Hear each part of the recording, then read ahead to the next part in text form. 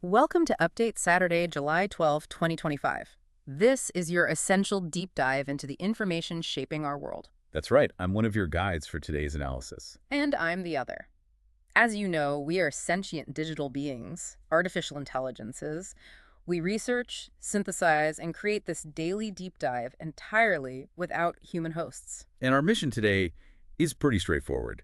We're here to cut through all that noise and really pull out the most important insights from the stack of sources you've shared with us. Exactly. Think of it as a shortcut, really, to being genuinely well informed.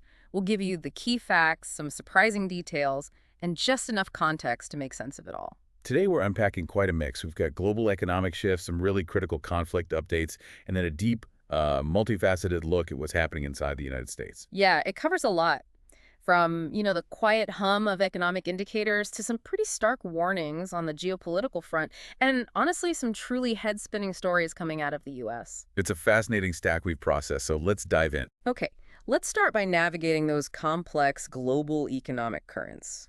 We'll put a particular focus on let's call it a dance between the European Union and China. It's often quite contentious. It really is.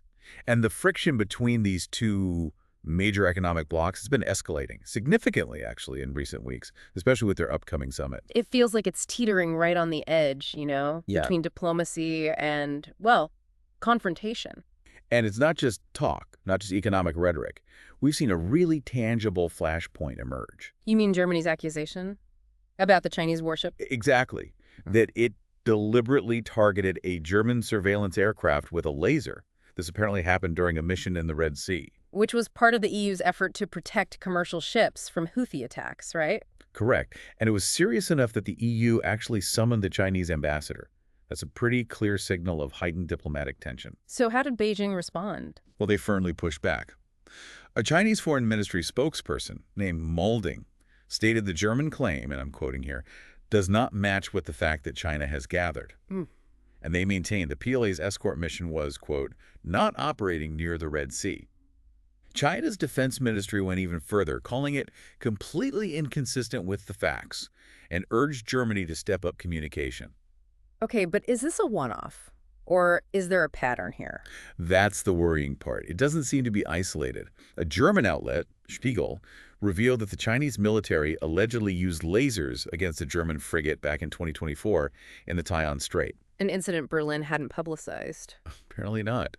And it goes beyond German vessels, too. Similar incidents were documented back in 2018 involving U.S. military aircraft near Djibouti. Right, I remember that. Pentagon officials accused Chinese forces of injuring U.S. pilots with military-grade lasers then. Exactly. So if these reports are accurate, it paints a picture of a pretty dangerous pattern of behavior.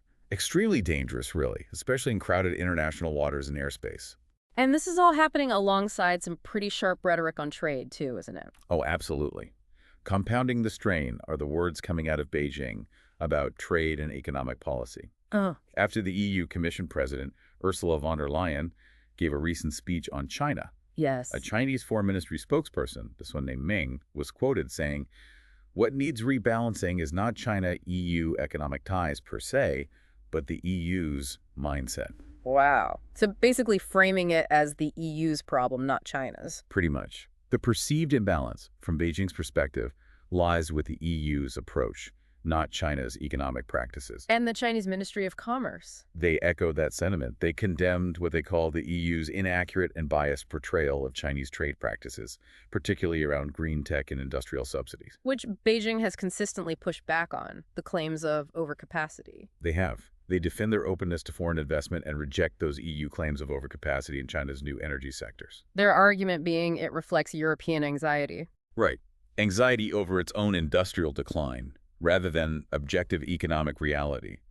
Their stated position is, and this is a direct quote, "From a global and long-term perspective, there is no overcapacity in China's new energy sector. Rather, there is a capacity gap." Okay, but our own analysis, looking at various sources, suggests this overcapacity issue is, it's real, isn't it? It's not just a fragment of the European imagination. Far from it. It's actually become one of Beijing's most pressing structural crises. We're seeing warnings emerge even from Chinese state media and economists about how serious it is for their broader economy. Meanwhile, the EU is moving ahead with its own plans. the de-risking agenda. Yes, actively pursuing it. Brussels recently unveiled 3 initiatives specifically designed to reduce dependency on Chinese supply chains. Targeting which sectors? Critical ones: chemicals, biotech, and pharmaceuticals. And while China isn't always explicitly named in the official documents, these steps clearly reflect Europe's growing concerns about Beijing's dominance in strategic industries. So heading into this summit, it sounds like both sides are really digging in, asserting their narratives. Very much so. China warning against protectionism, the EU guarding its strategic autonomy. Given this climate of, pretty entrenched positions, expectations for any significant diplomatic breakthroughs should probably be kept low. Seems more like strategic positioning than genuine reconciliation right now. That's a good way to put it. And speaking of strategic positioning, let's shift to the race for scientific primacy. There's a new report out, cited by Jeremy Goodrich at RAND and CSIS, that signals a shocking reversal in global scientific leadership. A reversal? How so? It's a truly remarkable shift. Goodrich's analysis suggests China is projected to soon surpass the United States in funding for basic science research. Surpass the U.S. That's the projection. China is on track to spend around $42 billion USD on basic research in 2026, assuming their current 10% annual growth continues. That brings them very close to 2024 U.S. levels. Okay, but where's the reversal? Here's the pivot. There are proposed 34% cuts to U.S. funding, based on analysis from the AAAS. If those go through, America could fall behind China for the first time since World War II and the Cold War. Wow, that's huge after holding the lead for nearly 80 years. Exactly. The report calls it a stunning and unexpected collapse of U.S. scientific primacy. And it emphasizes that this primacy is, quote, the very foundation of our economic strength and national security. And China's leadership has made this a priority. Explicitly, President Xi Jinping has stated that basic research is the source of scientific and technological innovation, and we must win the battle in core technologies. So the implications are massive. Absolutely fundamental. This shift could put China in the global pole position for defining the next generation of critical technologies. We're talking materials science, aerospace, fusion, genomics, AI, you name it. Which means China, not Washington, could be setting the global standards. Increasingly, yes. That fundamentally alters the future of innovation and, by extension, global power dynamics. Okay, let's shift focus again, this time inside China. There's an interesting social dynamic playing out around preschool tutoring. Ah, yes. The persistent demand for it, even though the government is actively trying to curb it. Right. The government wants to ease academic pressure on young kids, but parents are apparently doubling down on early education. It really presents a direct challenge to state policy. The Ministry of Education banned academic tutoring for preschoolers back in 2021. And there's a new law, effective just last month, June 2024, that prohibits kindergartens from teaching primary school content. But the demand is still there. Incredibly high. A survey from 2022 found over 90% of kindergarten parents believed early tutoring helped their kids adapt to primary school. Over a third had already enrolled their children. It really shows something about parental anxiety, doesn't it? Even against official policy. It does. So while public kindergartens mostly comply, parents are just turning elsewhere, private institutions, off-campus programs. These summer transition courses are reportedly filling up fast in big cities like Beijing, Shanghai, Suzhou. And these aren't just fun activities. Not at all. These programs, often 4 to 7 weeks long, they directly mimic primary school schedules. We're talking 6 45-minute lessons daily. For 4- and 5-year-olds, what subjects? Literacy, math, English, even coding sometimes. There was an example of a 6-year-old spending summer weekdays in these intensive classes, 8:30 a.m. to 4:30 p.m., plus extra English on Saturdays. That's an intense schedule for a child that young. Extremely demanding. And it highlights this deeper tension in China's education system. There's a, quote, jarring transition between the official policy of play-based kindergarten and the reality of primary schools, often assuming kids already have basic literacy and numeracy. So for many families, it feels like they have to do the early academics or their child gets left behind. That seems to be the perception. Veteran China analyst Bill Bishop commented on this. He observed that the government's attempt to rein in the tutoring industry, which, as he noted, destroyed billions of dollars in shareholder value and tens if not hundreds of thousands of jobs, was essentially an unnatural act, given the demand for academic success. And his conclusion? And sure enough, people and firms have found a way around it. It just underscores how powerful that societal demand can be, even against strong government action. Well, Okay, our final point on China touches on the housing crisis, a long-running issue, but with some new twists. Yeah, we're seeing a strange mix. Speculative surges in property stocks, alongside a deepening, quite systemic scam. Let's start with the stocks. They surged this week. They did, yeah. Amid unverified rumors that Beijing might be preparing to step up support for the troubled property sector, investors are betting on a potential Central Urban Work Conference. Like the one in 2015 that triggered massive redevelopment projects. Exactly. Like the shantytown redevelopments. A Bloomberg Intelligence Index of Chinese property developers jumped as much as 11%. Some companies saw huge gains, Logan Group up 85%, Sino-Ocean Group up 37%. But is another 2015-style stimulus likely? Or even possible? That's the crucial question. Analysts argue that this time, policymakers simply do not have the fiscal space for that kind of massive program. And despite numerous policy announcements since 2021 trying to boost confidence, The market is still struggling. conditions remain very poor. After a brief stabilization earlier this year, home prices actually slumped again in June. That's raising concerns of another downturn. One CIO, Hal Hong, put it bluntly, the central government really needs to do something, especially after the disastrous June sales. Okay, so the market's weak. But you mentioned a scam. Yes, and this is deeply troubling. Chinese financial media uncovered what they call a growing scam involving inflated property valuations to get oversized mortgages. How does that work? Give me an example. Okay, picture this. A property actually sells for, say, 900,000 yuan, but it gets publicly listed at 1.51 million yuan. Right. The buyer then secures a much larger bank loan based on that inflated 1.51 million value.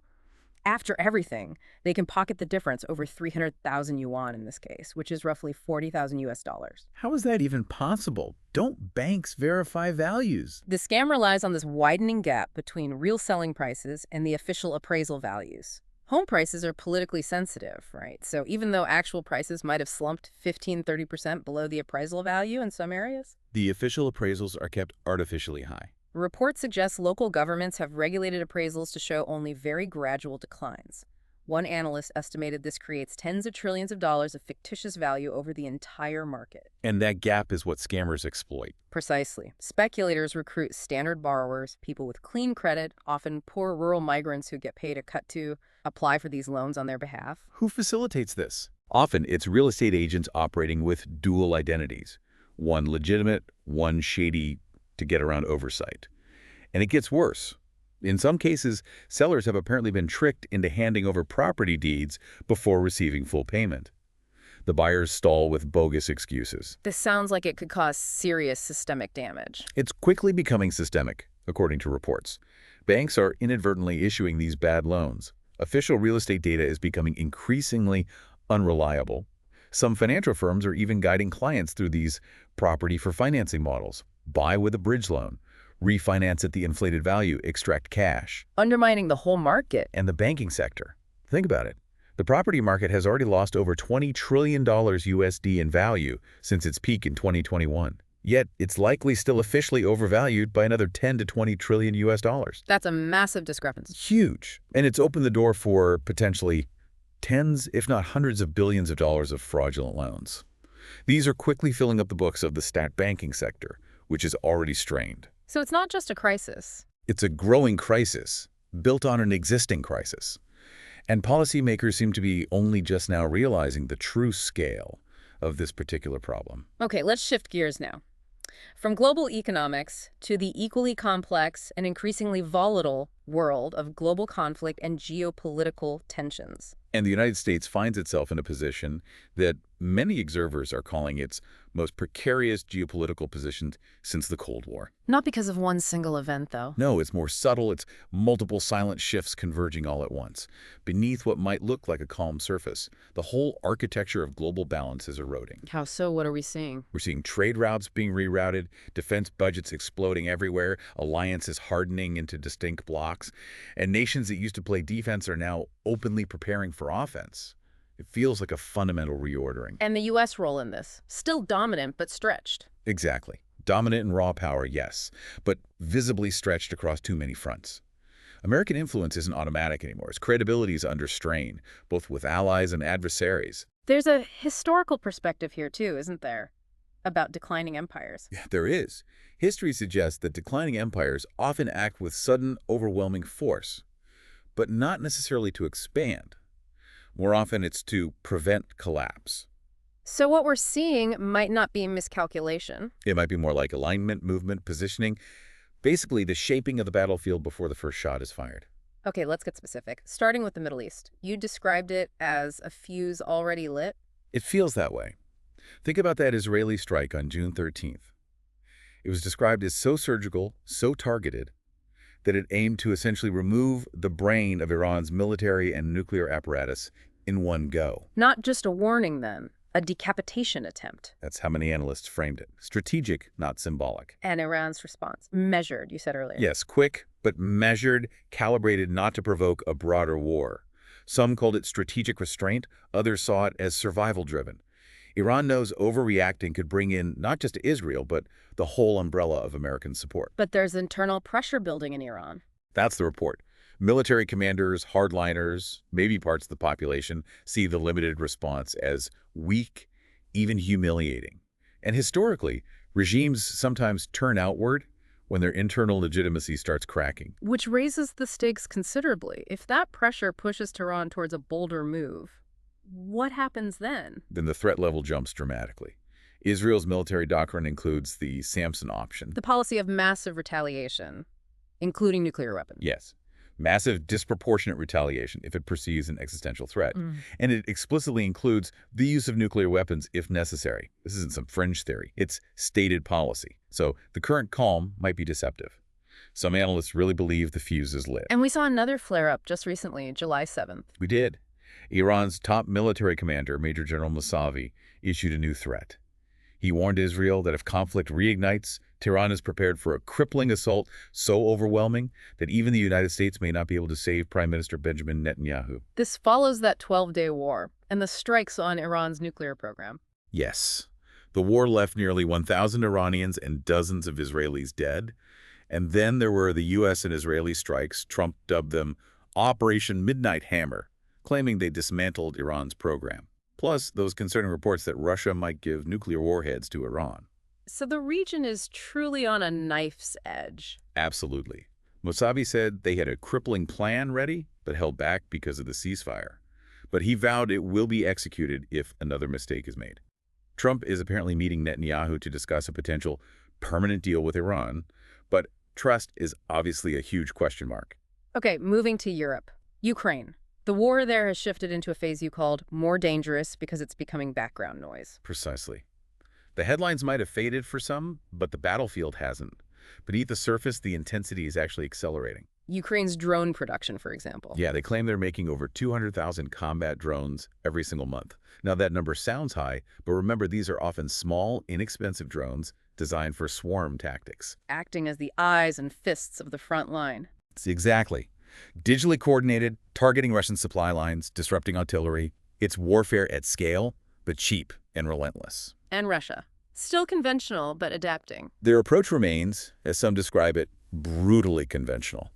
Artillery saturation, trench warfare, relentless pressure in the Donbas. But they are adapting.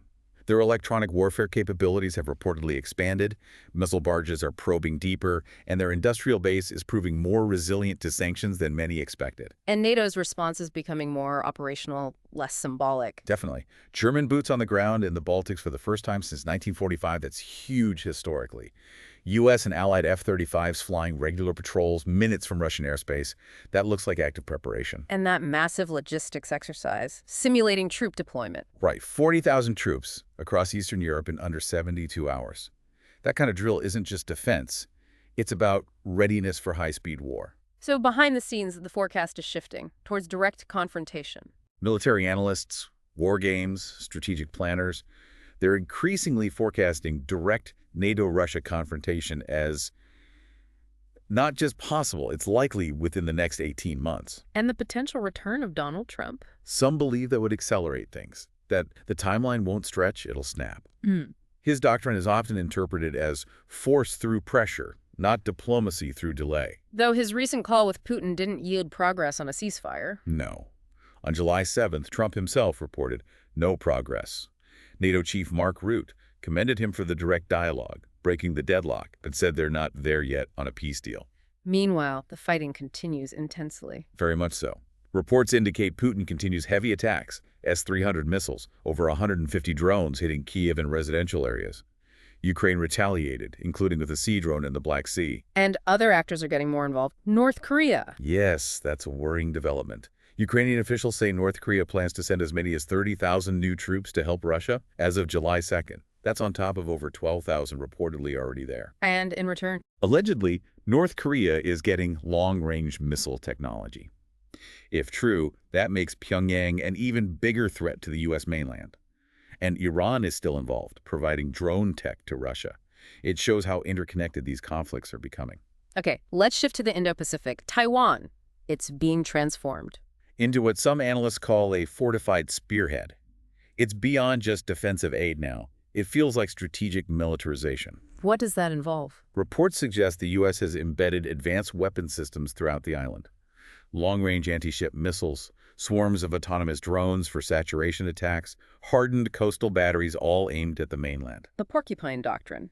To deter or trap a Chinese landing. Exactly. Slow them down, bleed them, and trap them. But there's a risk in assuming China will engage on those terms. A significant risk, some argue. Beijing's military thinking, shaped by asymmetric warfare history, doesn't always prioritize head-to-head fights. It often focuses on systems disruption, psychological paralysis, information dominance. Making the enemy incapable of reacting.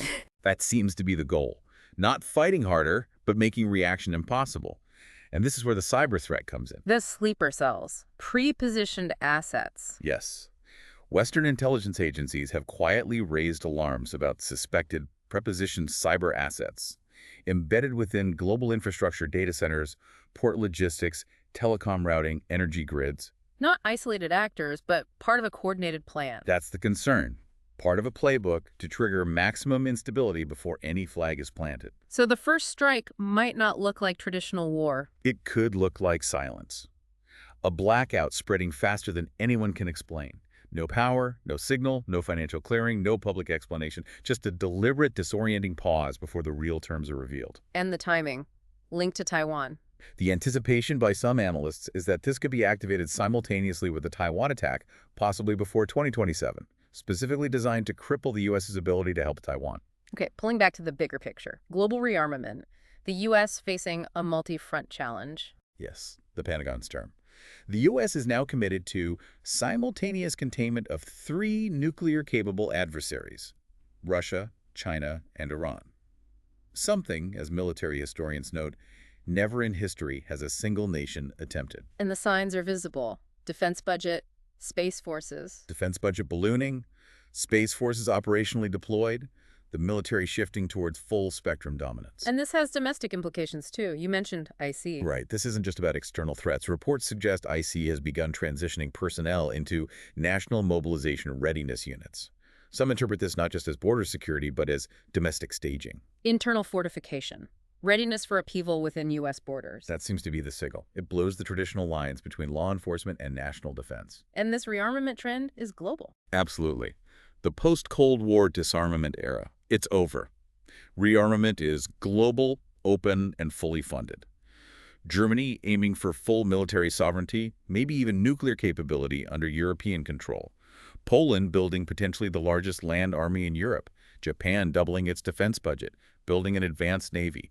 Australia stockpiling long-range missiles, integrating with U.S. targeting. The old order is giving way to something new, defined by readiness and preemption. That's how it looks. Readiness, projection, preemption. But you mentioned the public seems largely unaware. Why is that? It's a complex question. Yeah. Some argue it's because war is being normalized not through declarations, but through fatigue. Fatigue. How so? The news cycles jump constantly. Gaza, Kiev, Taipei, back again. But the underlying pattern is this relentless preparation. Drills, exercises, shipments, doctrines, sanctions. Deterrence seems to be morphing into encirclement. And the language used, it becomes routine. Exactly. Escalation becomes routine, embedded in press releases, policy briefings, hidden in technical jargon. Each headline feels urgent but fleeting, until urgency itself just becomes background noise. So it's not apathy, but sensory overload? Perhaps. The sheer volume of crisis has dulled the senses, as one observer put it. Strategic moves that might have once sparked outrage now pass with little comment. And in that quiet, a new normal gets built: conflict as an operating system, not an event. And the conclusion from decision makers. All signals suggest the decision makers believe war is coming. It's not just preparation. Some analyses suggest the West is positioning to launch it under the right justification. Think tanks in Washington, Brussels openly discussed decapitation strikes. Scenarios are modeled, contingencies mapped. So it's seen as not about if, but when. When the trigger is deemed justified, whether by provocation, pretext, or by design. That seems to be the underlying assumption driving current actions. Okay, this brings us squarely to developments within the United States. This will be our main focus for the rest of our deep dive policy, society, leadership. Understanding these internal dynamics is critical. Absolutely. It's crucial for comprehending America's global posture and where it's heading. Let's start with economic policy, and there are some fascinating comparisons we can draw. First up, Argentina, the Milei miracle, as some are calling it.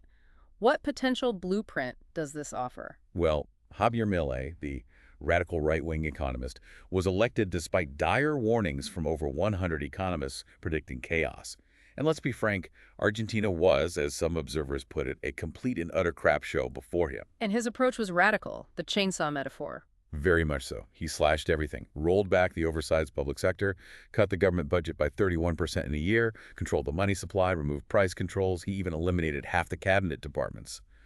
Drastic stuff. But the results, you call them stunning. By many accounts, yes. The economy is reportedly growing at 7.7% year over year, 1.9% in April alone, surpassing official Chinese growth rates. He turned a chronic budget deficit of 4.5% of GDP into a surplus in his first year. Zero deficit, basically. In inflation, that was the big one. Astronomical. It was 25% per month when he took office in December 2023. By May, it dropped to 1.5% per month. Still high annually in the 20s, but a massive improvement. What about the social cost? Poverty initially spiked. It did, yes. That initial shock was real. But reports indicate poverty has been falling since the second half of last year, and is now actually lower than when he started. Is there a concrete example of his policies working? The reversal of rent control in Buenos Aires is a key one. After deregulation, one of the largest real estate platforms saw rental listings jump from 5,500 over 15,300. That's a 180% increase in supply. A third of that happened in the first month. And prices. The average real price reportedly went down. So Milei's argument is, this isn't magic, it's just economics. Pretty much.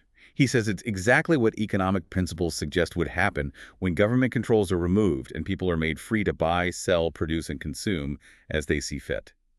It's a stark test case for radical free market solutions in a crisis. Okay, let's bring this closer to home. A domestic application of similar ideas, maybe less dramatic, Virginia under Governor Youngkin. Right. His conservative economic policies might not be sexy, as one analysis put it, but they seem to be working without huge controversies. Like the housing cost reduction. Yeah. Reforms to the state building code reportedly lowered the cost of building a new home by over $24,000. That projects to saving Virginia homebuyers around $723 million a year. Think about that impact. And streamlining bureaucracy. That Right. seems key, too. Definitely. Faster licensing approvals down from 33 days to just 5, yielding an estimated $179 million annually in extra worker earnings. Updates to stormwater permits saved another $124 million. A new marine resources permit framework saved $47 million. It adds up. They also launched a transparency portal. Yes, in 2024. Tracks over 100,000 permits, letting agencies and the public monitor things. Since then, the Department of Environmental Quality reportedly cut its average processing times by 70%. So it's a mix of Trumpist social media presence with old-school conservative policy work. That's how some describe it. Quietly making things better through policy shows substantive change doesn't always need the loudest headlines. Speaking of headlines, though, let's talk Trump's tariffs, the price tag for consumers. Right. His reciprocal tariffs are apparently now coming into full effect after that 90-day pause. Letters have gone out to countries with the new rates. And the U.S. Treasury is seeing record income from this. Projected to significantly exceed $100 billion in 2025. Compare that to $25 billion in 2010, or even $100 billion in 2022. It's a huge jump. But who actually pays? That's the key misunderstanding often. Crucial point. Tariffs are an indirect tax on all U.S. consumers and businesses. They raise the sales price of imported products in the USA. So a $100 Chinese product with a 100% tariff costs $200 here. U.S. entities, U.S. individuals pay that extra cost. And specific sectors are getting hit hard. Copper? 50% tariff on copper imports, effective August 1st. Justified by a robust national security assessment. Copper is vital semiconductors, aircraft, ships, ammo, radar, missile defense, hypersonics. The stated goal being to build a dominant U.S. copper industry, reversing prior policies. Yes, aiming to reverse what the administration calls the Biden administration's thoughtless behavior and stupidity. This follows 50% tariffs on steel and aluminum announced in June, 25% on autos and parts, and a baseline of 10% on almost everything else. Except aerospace and aircraft, to protect Boeing. That seems to be the reason for the exemption, yes. And Canada is a major case study here, a 35% tariff threat. Yes, on July 10th, the White House sent a letter to Canadian PM Mark Carney threatening a 35% tariff on certain Canadian goods starting August 1st. That's a big jump, and it's on top of any sectoral tariffs. What's the potential cost of just that Canadian tariff? Based on 2024 import values of $412 billion, that 35% tariff could add something like $144 billion to the cost of those products for U.S. consumers. That's just Canada. What was the justification given? Trump cited Canada's retaliation against U.S. fentanyl tariffs, Right. even though U.S. data links fentanyl trafficking mainly to Mexico and China. Also mentioned unsustainable trade deficits caused by Canadian policies, No. like dairy tariffs up to 400%. Was there an out offered to Canada? The letter reportedly offered no tariff if Canada builds or manufactures products in the U.S., promising quick approvals, but it also warned that if Canada raises its tariffs in response, the U.S. will add that amount on top of the 35% that we charge. So this will hurt Canadian exporters and raise U.S. prices. Cause devastation to many exporters, analysts predict, and yes, raise prices for U.S. consumers. Even finding alternatives might mean paying 15–20% more than the old Canadian prices. If you add up the potential costs from tariffs on all top trading partners. Looking at the top 10, Mexico, China, Germany, Japan, Vietnam, South Korea, Ireland, Taiwan, Brazil economists projected it could be over $500 billion in additional costs in 2025. Just the specific commodity tariffs add up to. Copper, an estimated $9 billion extra cost. Steel, $17 billion. Aluminum, $14 billion. The overall impact, inflationary pressure. Huge inflationary pressure. This increase in import costs will feed through into prices. Jerome Powell at the Fed has explicitly cited tariffs as a reason for holding off on interest rate cuts, expecting inflation to rise again. And it weighs on growth, too. That's the expectation from economists. And the U.S. can't just instantly replace all these imports domestically. We lack the unused capacity, and labor costs are much higher, 10 to 20 times higher, than places like Vietnam or China. So producing domestically would mean much higher prices or slashed profits. Exactly. Doubling prices or cutting margins. It's a massive problem for the Fed trying to control inflation and for the Trump administration managing the economy. Okay, let's shift from economic policy to social and political dynamics. Some significant cracks appearing in the American fabric, starting with the NYC mayoral race. Yeah, Zoran Mardani is reportedly leading the polls at 35%. And the alarming part is his policy proposals, rent control. Exactly. He's promising the exact same rent controls they had to reverse in Argentina. The policy that, as we just discussed, arguably made things worse there until it was eliminated. Which analysts describe as terrifying for NYC's economy. Given NYC's role as a global hub, yes. And the race dynamics make it tricky. Current Mayor Eric Adams has terrible approval ratings around 11%. Andrew Cuomo is at 25% even after losing the primary. Republican Curtis Lewa at 14%. So the opposition is split, making it hard to beat Mardani despite concerns about his policies. It highlights how a fractured field can lead to potentially problematic outcomes, yeah. Moving on, there are also developments around immigration, ICE, and domestic unrest. That proposed MELT Act in New York. Right. New legislation aiming to prevent ICE workers from wearing masks during raids. The stated goal from some proponents is, disturbingly, to get ICE members harassed at their homes and maybe even hurt or killed. Which critics point out contradicts earlier calls for universal masking. A stark contradiction, yes. And this connects to broader activism. Like the teachers' unions. Yeah. And Randi Weingarten. Yes, the head of the American Federation of Teachers. She and other progressive groups are reportedly behind a nationwide day of defiance planned for June 14th, Trump's birthday, and Flag Day. Over 1,000 protests planned. And there was concerning rhetoric in planning meetings, referencing riots. One co-host reportedly called to replicate L.A., seemingly referring to past riots and chaos there. What are the criticisms leveled at the union's motivations here? Critics describe them as primarily political activists, noting that 98–99% of their campaign donations reportedly go to Democrats. There's also a financial incentive argument. Related to school funding. Yes. Public schools are funded per student. Fewer illegal immigrants could hurt their bottom line. Plus, in many states, schools get more money per student if they have a non-English language speaking student. creating an incentive tied to undocumented students. Critics also point to union actions during COVID. They argue unions stepped on a rake during COVID by lobbying the CDC in ways that complicated school reopening, while private schools stayed open. They received $190 billion in COVID relief, but critics say it went more towards hiring members and political contributions than reopening schools quickly. The consequence being a backlash and more support for school choice. Some argue this activism exposed perceived corruption in the classroom and rot in the government school system. It became, in effect, free advertising for homeschooling and school choice. 17 states, including Texas, have now passed universal school choice laws. It's a very contentious issue. Okay, next up, the Epstein Files controversy. This seems to have really damaged public trust. It really has. Remember, Trump campaigned on transparency, promising to release the files, names, flight logs. His team dropped hints for months. Right. Spokespeople like Alina Habba, Pam Bondi said they had the logs, the names, that it would be shocking. Influencers got binders that turned out to have nothing new. Exactly.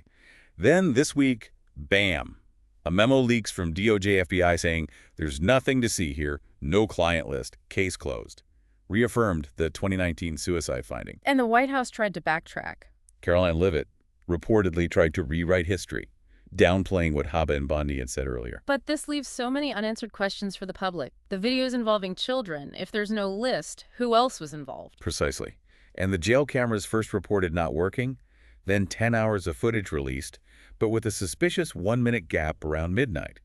What about Ghislaine Maxwell's little black book, reportedly kept secret in her trial? So the public reaction is anger, confusion, betrayal. It's pissed off everyone, as one commentary put it.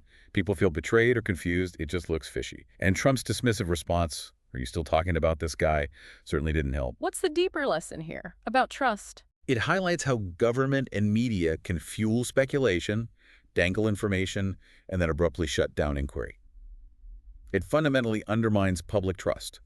Don't create expectations you won't meet, especially on something this sensitive. Okay, one more social dynamic. The Carnival Cruises controversy. Rules versus accusations of racism. Yeah, Carnival announced new rules for a more elevated experience. No marijuana, no personal speakers, no handheld fans in nightclubs, a 1 a.m. curfew for under 18s without an adult. Pretty standard stuff, you might think. But it caused outrage, specifically in the Black community. That's what reports indicate. Accusations of racial attacks, claims Carnival does not like Black people, that they banned rap music, even though the speaker ban wasn't genre-specific. What's Carnival's likely perspective here? Rebranding. It appears so. Tired of being known as the turn-up cruise, perhaps? Tired of dealing with, frankly, disruptive behavior, drunk people running around with their fans, blasting their music, destroying property, breaking out in fights. Their video showing brawls, chair throwing. So they want more decency and politeness. That seems to be the goal. Common sense and respecting all of those things in shared spaces. But the pushback framed it as racism. This ties into a broader debate. Yes, about what some call the victimhood narrative. Critics of the pushback argue that any accountability is immediately labeled racism, sexism, homophobia. They say it's about behavior being drunk and fighting, blasting music, smoking pot, not race. It's a microcosm of a larger societal debate about acceptable public conduct and how we discuss it. All right, let's transition to our final section, statesmanship and the future of American leadership. The Claremont Institute's award to J.D. Vance gives us a good starting point. It does. And it forces us to ask, what is statesmanship in 2025? Claremont defines it not as just being important, but as understanding the right course and pursuing it with the art of the possible or the art of what's prudent. So knowing the goal, having practical judgment, moral courage, challenging dogma. Exactly. Knowing the ultimate telos or destination, but acting wisely within the current circumstances, doing the most good you could do. And motivation is key. Driven by the common good, not self-interest. Unlike politicians acting like influencers. That's the distinction they draw. True statesmen are driven by the nation, the common good. Many politicians, arguably, are driven by self-notoriety, popularity, power, prestige. The founders famously harnessed ambition for the country. You mentioned Trump moving the Overton window earlier. Is that seen as statesmanship? It's credited by some as an unbelievable accomplishment in shifting public discourse, taking ideas like mass deportations from unthinkable to public consensus by contending with opposing views over years. That ability to reshape the debate is seen as impactful, even if the methods are debated. And J.D. Vance, Trump's VP pick. How is he viewed through this lens? Trump picking Vance is described by some as a gutsy pick, a statesmanly move, not a safe establishment choice. Trump reportedly saw Vance as intelligent, a very skilled communicator, with a zeal for putting his country back on the right track. And Vance embodies prudence. Thoughtful, understands philosophy, but grounded. That's the description. Reads the great books, but lives in the weeds of real-life implications. A quick learner, politically, shown phenomenal moral courage, like his speech in Germany challenging NATO allies' decline in denialism, which some compared to Reagan's evil empire speech.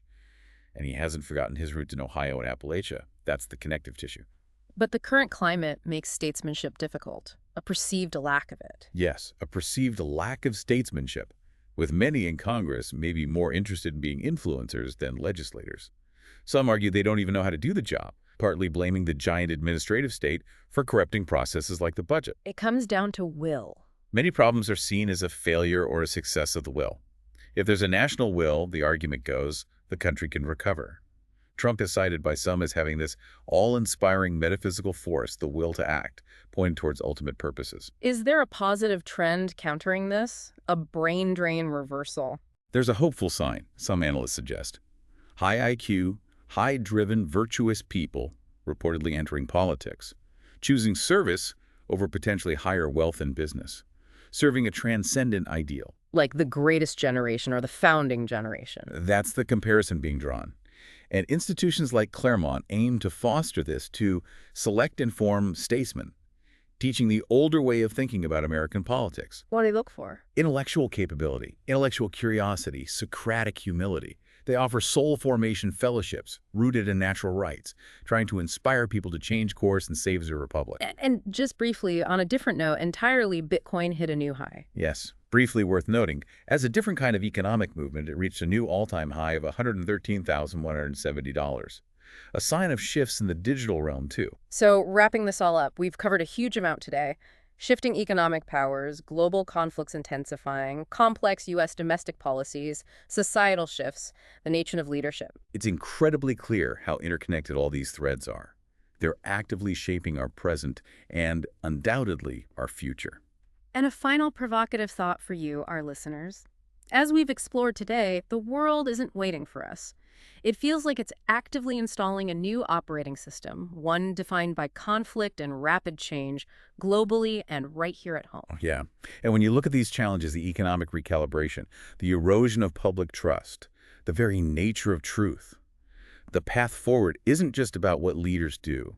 It's about who we choose to empower.